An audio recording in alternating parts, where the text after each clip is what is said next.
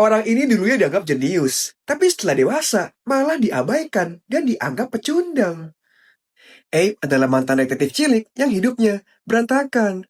Waktu umur 12 tahun, dia dianggap jenius karena selalu berhasil mecahin kasus-kasusnya.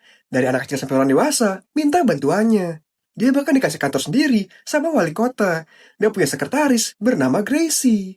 Semua orang di kota bangga sama dia. Sampai suatu hari Grace tiba-tiba menghilang. Semua orang berharap Abe bisa nemuin Grace. Tapi dia malah gagal mecahin kasus itu. Hal itu bikin dia ngerasa bersalah dan depresi selama 20 tahun. Setelah dewasa dia masih main detektif-detektifan. Tapi sekarang dia udah gak dipeduliin. Sampai suatu hari anak SMA bernama Caroline minta tolong buat nyelidikin kasus kematian pacarnya Patrick.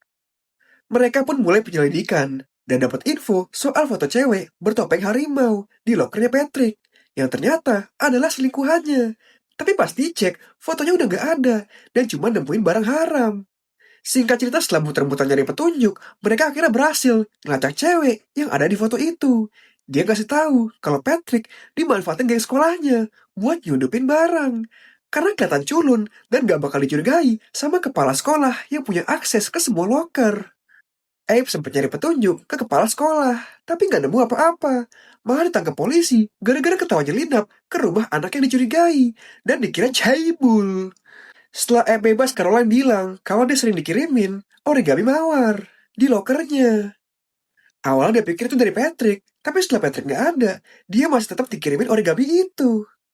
Abe jadi keinget Gracie, dulu juga dikasih hal yang sama. Akhirnya dia sadar kalau pelakunya orang yang sama. Dan target sebenarnya bukan Patrick, tapi Caroline.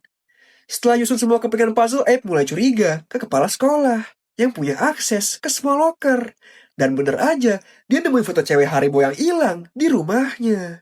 Abe langsung shock karena orang yang selama ini dianggap baik dan selalu bantu dia sejak kecil malah jadi pelaku Gracie dan penbun Patrick.